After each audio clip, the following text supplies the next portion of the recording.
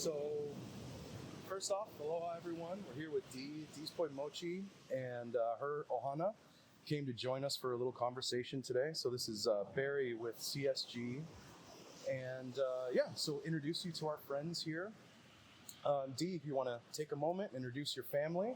Hi, I'm Dee. This is my husband and my right-hand man in everything, Jonah. Our oldest son, Ian, he's 12 years old. We have one more, but that one's in school. This one kind of lucked out today. We're I'm originally from Honolulu, raised here on Maui. And then my three guys from Born and raised Maui, Lahaina boys. That's awesome. Lahaina family. I love it. Been in Lahaina over 20 years, but both sides of our family go back at least 3 generations. That's amazing. Yeah. I'm jealous. Well, tell us about how you started Dee's boy Mochi. How did that happen? Well, It made me started without a book. yeah. So I was about 5 months pregnant with our youngest, and I really had a craving.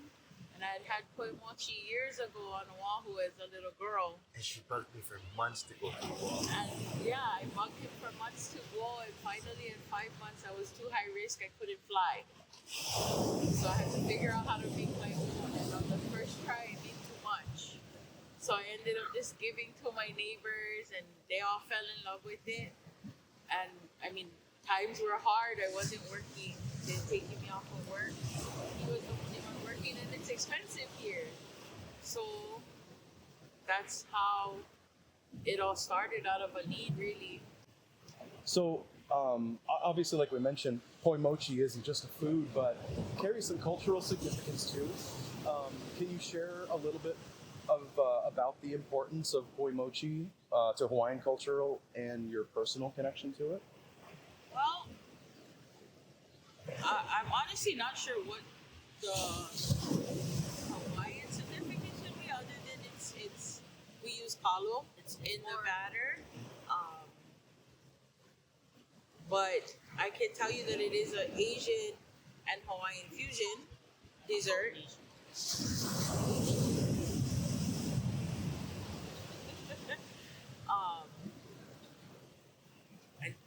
It's just one of those foods that, it'll take you back to your childhood. Like for me, every summer as a little girl, my dad would send me to Honolulu, and I'd go be with my auntie guys over there for like a week or 2 weeks, and we'd always stop in Waianae, and there was a company there that started just like me, pop up on the side of the road, and that's where we go and go get it.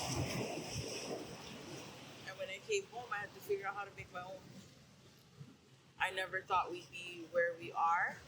I know that kalo is a staple food in the Hawaiian culture. That is our starch. Before anybody came over with rice or any of those starches, taro in our Hawaiian culture was our starch. And more recently today, it's referred to as a superfood. It's got a lot of health benefits. I'm not gonna lie, I'm not really fresh up on it right now, but it is considered a superfood. And it's also a very acquired taste. So when you have poi by itself, after about a day or two, it'll last forever. After a day or two, it gets a bit tart on its own. But then, with poi mochi, you mix in the sugar and all the stuff that's not so healthy. That's what makes it a treat. The combination of both, Yeah. Completely agree. I like it just a little sour too. Yes. I put that stuff down, without a doubt. I can eat poi straight from the bag.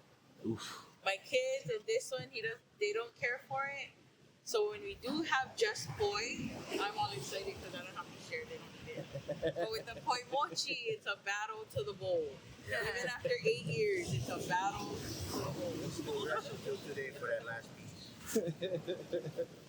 What happened when things started back on August 8th with the incident in Lahaina? Right. So I actually went down to where the food truck was parked about 6 o'clock that morning to go check on it. The sun had just broken over, so wasn't fully up, but enough to see. And the winds had already knocked out poles. lines on the way there. When I finally got to the truck, it was doing a little dance in the wind because it's a single axle 5x10 food truck that usually we can hook up no problem and pull wherever we have to go. But the winds that day were so strong. I don't think I noticed if the porta potty was there or not at the moment. But I know that the dumpster had moved. Our trash can was at the other end of the parking lot. And the trailer was dancing. I had to take the umbrellas out of the tables. Yeah, then I got back to the house and that's when I realized like how many poles were down just from the short, how many blocks?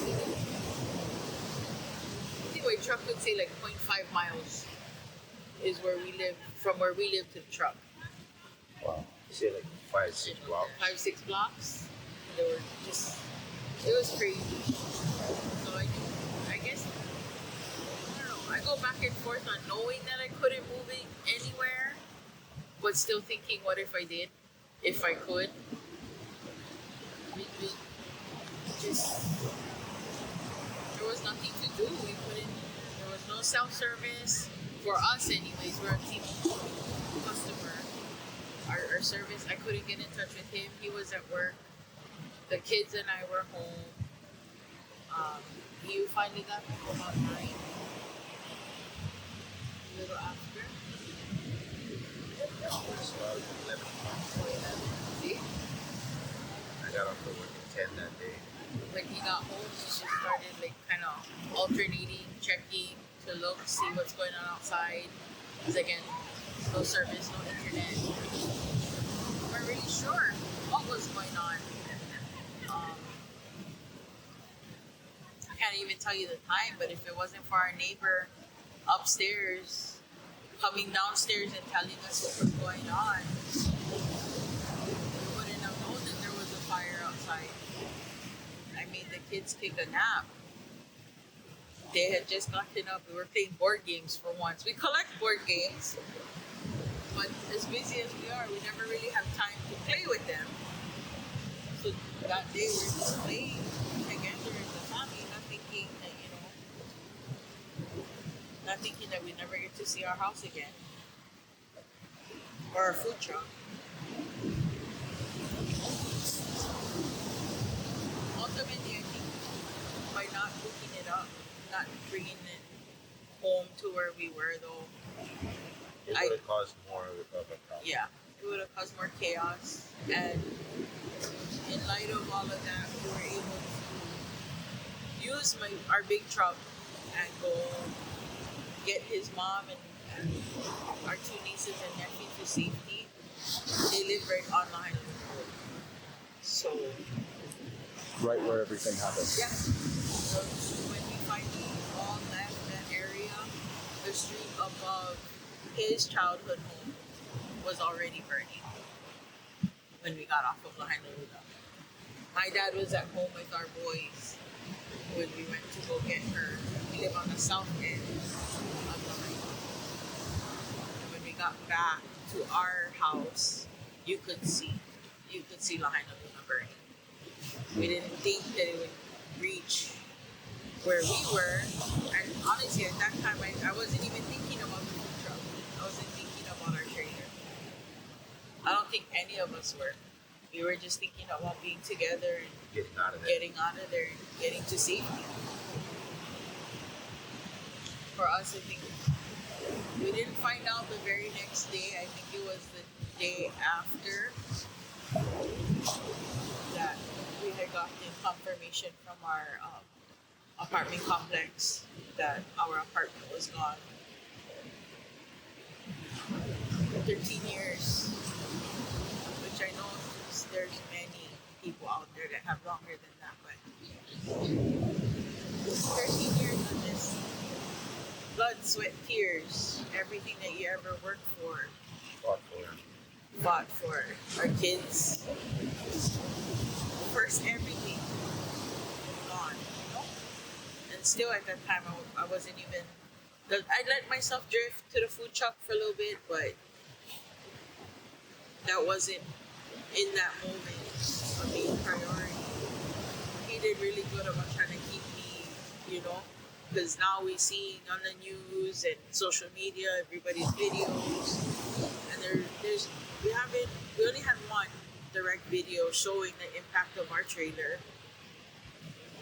Everything else that we saw was like drive-by, and I don't know if it's because we're so used to seeing that purple thing every day in all her glory standing there. It was hard, It's still hard to think about it. Like, we built it. These guys sat on our side every day. They watched him and I build it. And it's like that. I would like to say that obviously you and your family have suffered an incredible loss, but I think one of the things that stood out to me the most, Dee, was your level of resilience, your family's level of resilience, and the fact that the next day you were out there helping the community. I wouldn't say the next day, but over the next weeks or so. When we built Dee's Point Mochi, it was out of a need for our family, for my immediate, my kids, my husband, us. Over time, as the business grew, and always in my mind, we built our business to help us, and I feel like, and I still feel like, in that comes the responsibility to help those that need it. And that's always been pretty much the groundwork of what Dee's Point Mochi does. Whatever way we could give back, we would try. I'd have friends that, they run into financial hardship too. It's expensive here, but none of us want to leave. We all want to stay. And so it's our job to help each other stay. We've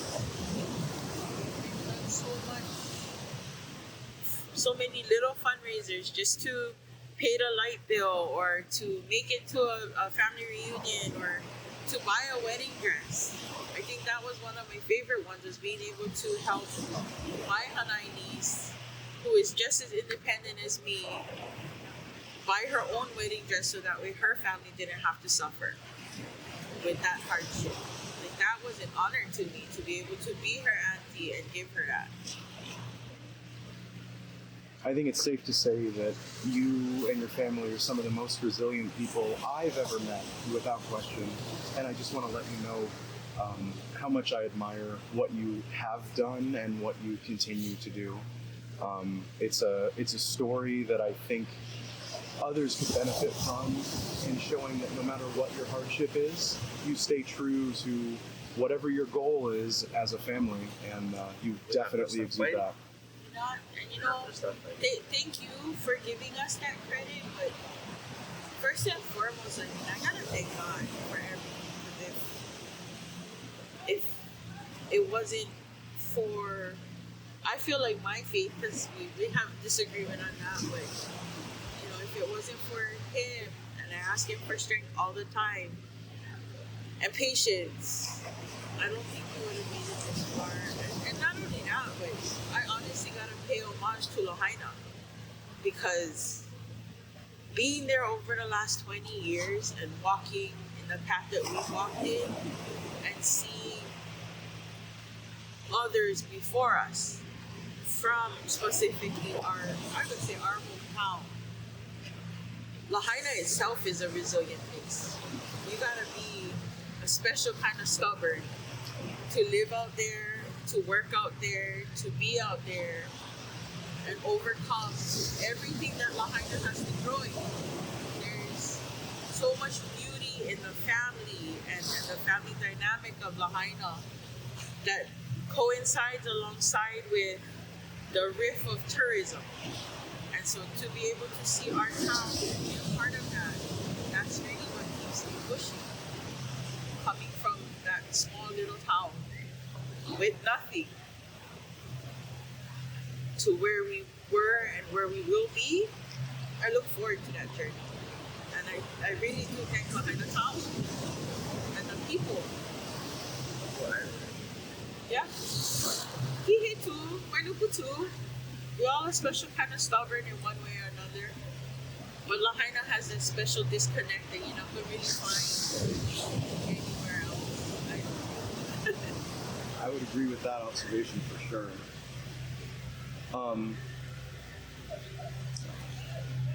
Despite everything that's happened, it's clear that your family spirit remains pretty unbroken, meaning you keep going. What do you see in the future for Dee's Boy Mochi?